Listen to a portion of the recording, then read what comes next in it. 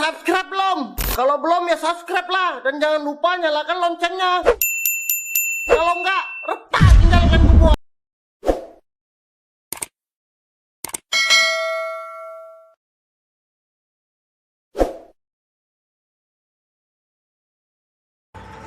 Mereka tak kenal lelah, mereka tak pernah menyerah. Mereka rela tinggalkan keluarga demi mengerjakan tugas mulia, hanya untuk membuat para pasien tersenyum kembali dan sembuh dari infeksi virus corona.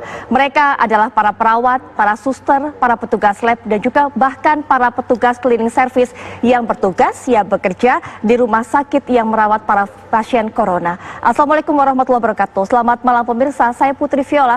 Hari ini kami akan mengajak Anda selama 60 menit ke depan untuk mengenal, untuk menggali lebih dalam lagi bagaimana cerita pengorbanan yang sudah dijalankan oleh mereka, tentunya para pahlawan di benteng terakhir. Salah satu pahlawan di benteng terakhir ini yang sudah kami hadirkan dan sudah dari studio bersama saya adalah Mbak Robiatun Adawiyah. Assalamualaikum Mbak Robiatun. Saya pemanggilnya Mbak Atun. Iya, begitu. Benar. Baik, Mbak Atun ini adalah merupakan relawan yang menangani para pasien corona dan bertugas di rumah sakit darurat Corona yang di Wisma Atlet Kemayoran, Jakarta Pusat. Ya, dan asalnya adalah dari Aceh. Ya. Begitu. Tepatnya dari mana Mbak Acehnya? Subulus Salam. Subulus Salam. Subulus Salam. Subulus Salam. Ya. Baik. Sampai di Jakarta mulai bertugas sebagai relawan kapan? Jadi tuh berangkat dari Subulus Salam menuju Medan dulu tanggal 2. Terus dari Medannya berangkat tanggal 3 bersama teman saya juga yang dari Nagaraya berdua. Itu langsung ke Jakarta. Baik. Dari Jakarta kami dari bandara langsung menuju ke hotel, naik Grab gitu kan. Terus keesokan harinya kami itu dijemput oleh BPSDM untuk melakukan check up, medical check up. Oh, medical check up dulu sebelum bertugas. Sebelum bertugas. Lalu setelah itu menunggu sampai sore ya. Sambil kami menunggu hasil, kami juga diberikan pembekalan oleh pihak Wisma Atletnya gitu. Jadi setelah sampai sore kami menunggu hasil juga sudah keluar dan dinyatakan negatif, dan kami siap untuk bertugas di Wisma Atlet. Artinya tersebut. mulai tanggal sekitar sudah berapa hari bertugas sampai sebagai sekarang? relawan? Itu sekitar 16 hari. Sekitar 16 hari. Ya. 2 minggu lebih. Ya, betul. Ya. Mbak Atun, rasanya saya dan pemirsa tidak berlebihan kalau ingin mengucapkan terima kasih dan juga apresiasi sebesar-besarnya terhadap Mbak Atun, bahkan juga menyebut Mbak Atun ini luar biasa hebat, Ya, karena kalau kasih. yang lain itu berlomba-lomba untuk menjauh dari pasien corona, tapi Mbak Atun ini malah terbang dari daerah asalnya, meninggalkan keluarga, meninggalkan kampung halaman untuk mendekati para pasien corona. Apa yang membuat Mbak Atun tergerak untuk kemudian menjadi relawan, merawat para pasien ini? Jadi gini Mbak, itu kan pas dibuka rekrutmen relawan gitu kan, dari Patelki. Informasinya dapat dari mana? Organisasi. Patelki. Patelki itu Persatuan Ahli Teknologi Laboratorium Medik. Jadi kami dapatnya dari link organisasi, saya coba daftarkan diri, terus nggak lama kemudian sekitar seminggu ada pemanggilan, tapi saya coba ini dulu izin ke suami. Jadi begitu dia ada di luar rumah, saya di rumah dengan anak gitu kan, saya share melalui via WA, terus ya udah ikutin aja kalau memang sudah niat. Suami nggak sempat melarang? Nggak sempat, karena dianya juga kalau untuk kemanusiaan, ya saya salutlah dengan beliau. Walaupun itu tentang untuk berhadapan dengan virus yang luar biasa ya saat ini, tapi beliau tetap mendukung saya. Suami sempat ada pesan apa sebelum Mbak Atun akhirnya berangkat betul-betul meninggalkan tempat kelahiran dan menuju Jakarta? Kalau pesannya itu ya tetap ingat sama Allah Subhanahu wa Ta'ala, tetap lakukan ibadah seperti biasa, dan jangan lupa tetap berdoa. Ingat keluarga yang di sini, selalu ada komunikasi gitu ya, walaupun sesibuk apapun tetap ada komunikasi. Sudah gitu. punya putra atau putri Mbak? Putri. Putri berapa? 3 tahun. 3 tahun? Iya. itu lagi lucu-lucunya Iya, Mbak. benar. Lagi apa sekarang? Sudah bisa apa? Jalan atau Kalau belajar? dia sekarang sudah lari-lari lah ya. Sudah lari-lari. Udah main-main. Sudah mulai cerewet pasti ya, Komunikasi 3 tahun itu. lancar banget. Nah itu kalau saya membayangkan, kalau andai kata saya punya anak usia 3 tahun, menjadi seorang ibu, berat rasanya Mbak, Iya, meninggalkan benar. anak, kemudian untuk bisa merelakan anak, tidak bisa melihat bertemu anak selama berbulan-bulan Iya, mungkin, benar. karena Mbak Tun pasti sudah tahu konsekuensinya Iya, itu kan. Kemudian untuk merawat pasien sakit, wabah, pandemi, yang ada kemungkinan bahwa kita yang merawat tertular Mbak. Iya. Nah, gimana Mbak waktu itu? Sempat ada perang batin enggak? Enggak ada? Kalau membatin itu enggak, fix. cuman karena saya dari awal itu sudah bismillah, saya langkahkan kaki untuk berangkat, ya saya apapun nanti resikonya saya siap terima, tapi dengan keadaan apapun yang terjadi nanti, saya tetap tangani dengan tenang gitu ya, jangan sampai depresi, karena kan kebanyakan ini ya, banyak yang gimana gitu ya, agak depresi. Putrinya siapa namanya Mbak? Hagia Sofia. Panggilannya? Sofia. Sofia. Kalau kami biasa panggil di rumah Uti. Gitu. Uti. Ah. Uti sempat bilang apa saat tahu ibunya pergi? Nangis sih, karena saya itu kan berangkatnya malam. Nah, saya bilang saya itu tugas piket kok bawa koper bunda gitu. Iya bentar aja, nanti sekitar 2 hari 3 hari balik, saya bilang gitu. Dianya nangis, cuman besok saya video call sama beliau, ya udah nggak lagi, udah ngerti, karena Baik. kan selama ini kalau saya pun tugas di rumah sakit, ya beliau juga tinggal sama abinya, papa yang di rumah. Itu kalau untuk shift malam lagi, dianya tinggal sama abinya di rumah. Baik. Mbak Atun tadi bilang memang aktivitasnya adalah bekerja di rumah sakit Iya. saat di Aceh. Bertugas sebagai apa? Petugas laboratorium. Petugas juga, laboratorium. staff. Baik. Ketika kemudian sekarang menjadi relawan di Wisma Atlet Kemayoran, tugasnya adalah sebagai Sekarang saya diberi cuti. yang di Untuk- Wisma Atlet bertugas sebagai apa sekarang? Staff, Sebagai relawan. lab juga, Staff lab juga. Baik. Saat bekerja apakah mengenakan pakaian APD. betul Iya benar. setiap hari? Baik. Ini kita juga lihat. Oh ini adalah foto-foto Mbak Atun saat bertugas, Iya, betul. benar. Nah Itu kemarin.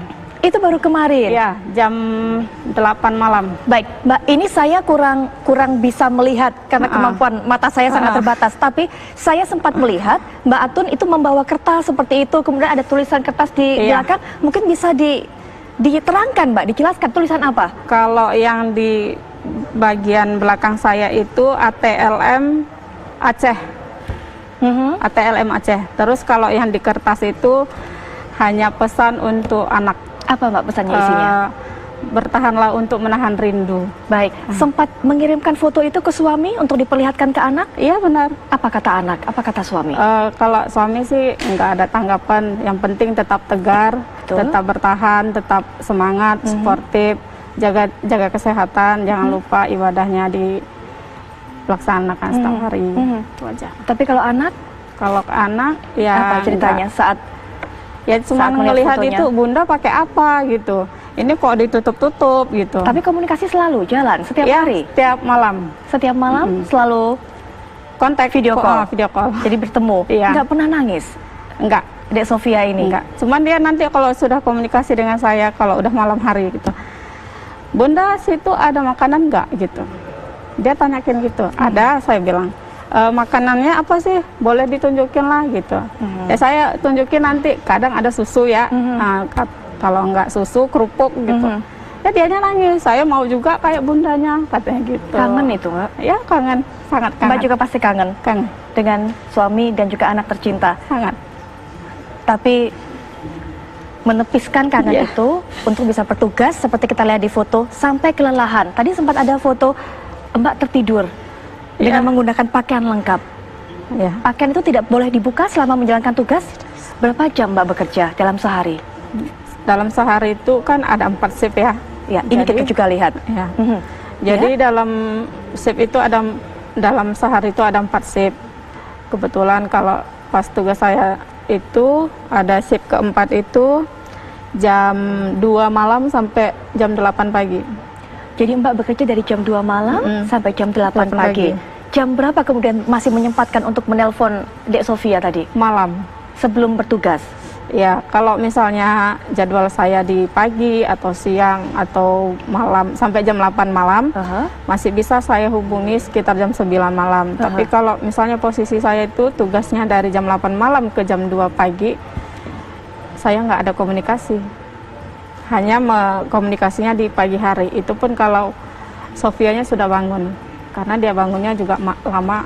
Saya nggak bisa membayangkan kalau Mbak Atun tidak berkomunikasi dalam sehari seperti apa menahan. Terkadang rindu. kalau bersama teman ya, itu saya agak lupa gitu ya, ini untuk Sophia gitu. Tapi kalau sudah saya sendiri di kamar, itu saya menetes air mata, sangat rindu.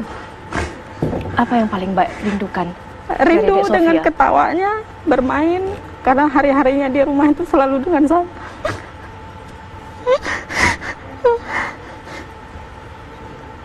Tapi saya yakin Sophia pasti bangga dengan apa yang dilakukan oleh Mbak Atun, walaupun memang meninggalkan keluarga, tapi demi tugas mulia.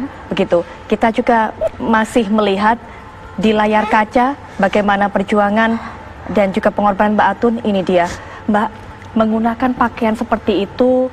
Panas, pasti saya bayangkan. Saya tidak pernah menggunakan pakaian itu. Iya. Tapi kalau saya lihat, saya bayangkan pasti rasanya panas dan mungkin berat. Itu perkiraan saya. Benar. Tapi Mbak harus terbungkus dengan pakaian itu selama berjam-jam lamanya. Iya, benar. Bahkan harus tertidur dengan baju seperti itu. Begitu. Iya. Apa Mbak yang dirasakan? Karena ya sudah memang tugas ya. Kalau lapar, haus itu pasti ada. Apalagi kalau udah kebelet gitu ya, kamar mandi itu pasti ada. Tapi ya mau gimana, itu tetap kita jalani. Mbak nggak bisa makan, nggak bisa Tidak minum bisa. sekalipun? Tidak bisa. Jadi selama bertugas dari jam 2 pagi dini hari sampai jam Sampai 8 pagi, Mbak Atun tidak makan, tidak minum, tidak ke kamar mandi? Tidak. Bahkan untuk sholat aja kami itu tayamum. Beribadah, sholat masih dengan menggunakan. Iya. Jadi subuhan pun pakai hazmat ini? Kami hanya tayamum, bukan uduk. Kami tayamum, kami laksanakan sholat. Apakah baju itu memang dipakai sekali pakai, Mbak? Iya, benar. Kalau misalnya kami lapar, kami haus, kami harus lepas APD tersebut. Dan kami tidak bisa masuk lagi. Karena, Bu, bisa nggak kalau andai kata APD-nya dilepas, kemudian mungkin saya tidak mengerti, tapi kemudian disemprot desinfektan, kemudian dikenakan lagi, tidak bisa? Tidak bisa. Itu hanya dipakai untuk sekali, Mbak. Dipakai untuk sekali selama bertugas berapa jam tersebut.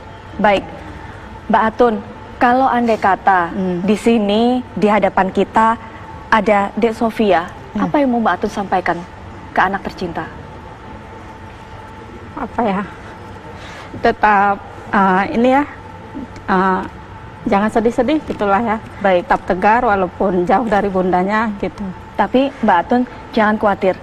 Kami berikan kesempatan Mbak Atun untuk menyampaikan pesan itu langsung kepada Dek Sophia, tapi setelah jeda berikut ini. Termasuk juga mungkin akan ada yang disampaikan kepada suami tercinta yang sekarang juga menantikan dan juga menyaksikan Mbak Atun di layar kaca. Kami segera kembali. Anda kembali menyaksikan Di Balik Wabah Corona, di mana pada hari ini selama 60 menit kami akan mengajak Anda untuk melihat sisi lain kehidupan dan juga bagaimana pengorbanan, pengabdian yang sudah ditunjukkan oleh mereka yang mengisi benteng terakhir. Para relawan, kemudian juga para suster, para perawat dan juga bahkan petugas pembersihan. Tadi kita sudah mendengarkan sedikit cerita apa yang sudah ditinggalkan oleh Mbak Atun di kampung halamannya. Anak tercinta, keluarga, suami demi merawat para pasien yang terjangkit virus corona. Kesempatan malam ini juga sangat berharga, Mbak Atun. Kami akan pertemukan walaupun lewat layar kaca dengan suami tercinta dan juga sang anak. Mas Adi sudah ada di Subulus Salam. Assalamualaikum, selamat malam Mas Adi. Waalaikumsalam, selamat malam. Puhaba Bang. Ya, selamat malam. Baik, ini Bang Adi sudah bersama saya, istri tercinta Mbak Atun. Apa yang mungkin mau disampaikan kepada istri tercinta? Sudah berapa hari? Sudah 16 hari ya Mbak ditinggal ya? Sudah 16 hari nggak ketemu langsung ini Bang? Kepada istri tercinta, seperti pada umumnya, tetap semangat. Jangan lupa berdoa. kami rindu.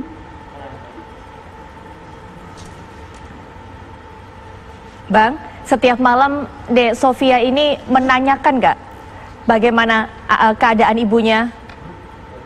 Oh, kalau masalah menanyakan itu setiap malam.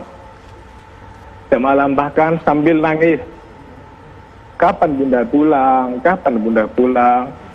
Terus kami selalu bilang tiket, tiket, tiket. Terus diajak main-main, lupa. Terus dia begitu terus. Besoknya begitu, besoknya pun begitu. Mbak Atun bisa melihat langsung suami dan juga anak tercinta. Ada yang ingin disampaikan? Silakan. Langsung bercakap-cakap dengan suami dan juga anak. Uti, halo. Halo, bilang halo. Halo. Halo. Yuh, tawa. Uti ngapain? Uti udah makan? Itu budaya, enggak budaya. Uti, halo. Hai. Halo, Uti. Halo, Uti, bilang bunda. Coba. Halo, bunda bilang. Uti. Halo, bunda bilang.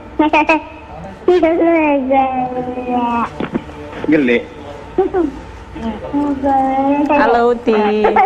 Halo, bunda bilang. Uti Halo, ngapain? Uti sama Abi. Uti udah makan? Yuh. Mau ngomong sama bunda? Udah makan Uti? Nanti jangan lupa sikat gigi ya nak. Iya bilang. Itu bundanya dah. Itu bundanya? Iya. Sana aja bang, nggak apa-apa. Ciumlah bunda dulu. Aku bisa nggak mau. Cium Ini bunda bunda, nak. coba. Halo, halo bunda bilang. Geli dia. Baik, ada yang mungkin mau disampaikan ke suami? Mbak Atun? Ya kalau untuk yang disampaikan untuk keluarga di sana tetap waspada, bersabarlah menunggu saya pulang. Semoga wabah ini akan segera berakhir. Amin. Dan untuk anak, jangan bandel-bandel di sana ya nak. Iya, bilang sih. Halo Uti, tengok sini bundanya nak. Uti, Yang itu. Itu abangnya. Dadah. hai. Dadah, dadah, dadah. Yang ayahnya, Mak. Dadah, bilang. Bang Adi, ini waktu awal Mbak Atun sempat minta izin kepada Bang Adi, kemudian Bang Adi langsung memberikan restu saat itu.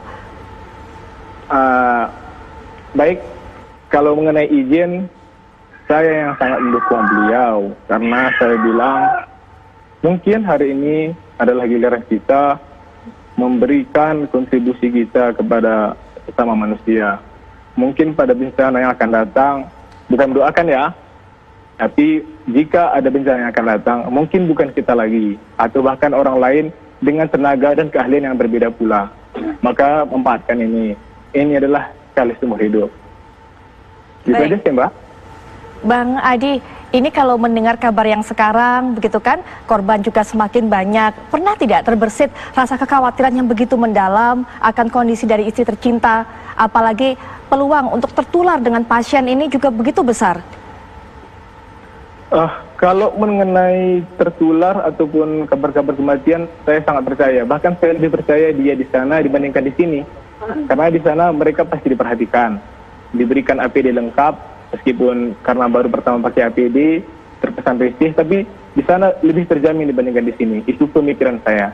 Sehingga saya sangat-sangat sekali mendukung terhadap beliau agar ke sana berangkat mencari pengalaman, serta berbagi rasa, berbagi kesedihan dengan mereka yang sedang menderita penyakit corona.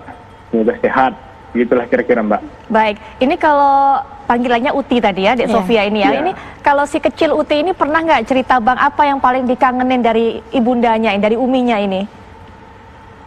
Dari bundanya ini yang paling dikangenin jalan-jalan. Jalan-jalan dan diceritain dongeng sebelum tidur. Sering Mbak Atun menceritai dongeng. Ya. Cerita apa Mbak biasanya? Tentang Nabi, tentang apa namanya, anak-anak ya yang didik dengan baik gitu. Ya, sering, Sekarang Mbak. sewaktu lewat Skype masih bisa dongeng lewat Skype atau lewat video call itu? Karena beliaunya kan harus ada buku ya. Buku itu dia minta ceritain, Bunda ini bukunya ada, tolong dibacakan, diceritain ini gimana gitu. Dan sekarang sedihnya adalah malam-malam yang biasanya Iya. dilewati dengan membaca buku cerita untuk anak, sekarang adalah malam-malam untuk menemani para pasien dan bekerja di balik lab Iya, itu. benar. Ada yang mau disampaikannya lagi mungkin untuk dengan suami ini? Untuk keluarga ya cuman itu aja. Tetap semangat menunggu saya pulang. Dan terima kasih sudah mensupport saya dari awal pergi sampai saya saat ini. Semoga saya pulang dengan sehat dan sampai di sana pun saya disambut dengan baik-baik. Dan terima kasih untuk seluruh keluarga Rumah Sakit Kota Sumsalam, khususnya kepada Dr. Dewi sebagai direktur dan Dr. Halimah sebagai kepala instalasi. Dan tidak lupa pula saya ucapkan terima kasih juga kepada Pak Telki DPW Aceh dan juga Kak As. Salam hangat dari saya yang beliau telah mensupport saya dari sebelum pergi tugas sampai saat ini. Bahkan sampai tadi sebelum Isya dia juga ada menghubungi saya via WA. Saya salut dengan Kak As, dia tetap support kami berdua dengan teman saya Mas Andi. Dan salam untuk teman saya di ini Wisma Atlet, khususnya gelombang 8 grup 17. Salam hangat dari saya. Tetap solid semua sekarang. Iya, tetap solid semua ada di ini di asrama. Tapi sebagian Asramanya tugas lokasinya ada di Tower 3. Oh, oke. Tower 3 Jadi lantai sama-sama di Wisma Iya. Atlet, Uh-uh. towernya berbeda, Iya, Tower 3. Benar. Baik, Tower 3 menjadi tempat menginap sementara Iya.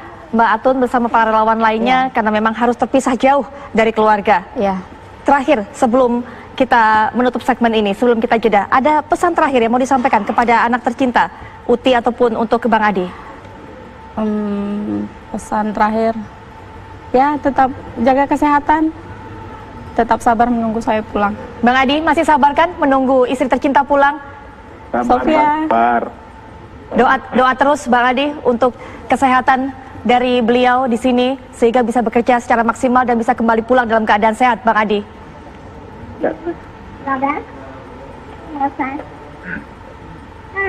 Baik, Bang Adi, terima kasih atas waktunya dan kita harapkan bersama juga Mbak Atun selalu sehat, bisa bekerja secara maksimal termasuk dengan para relawan lainnya. Iya, baik.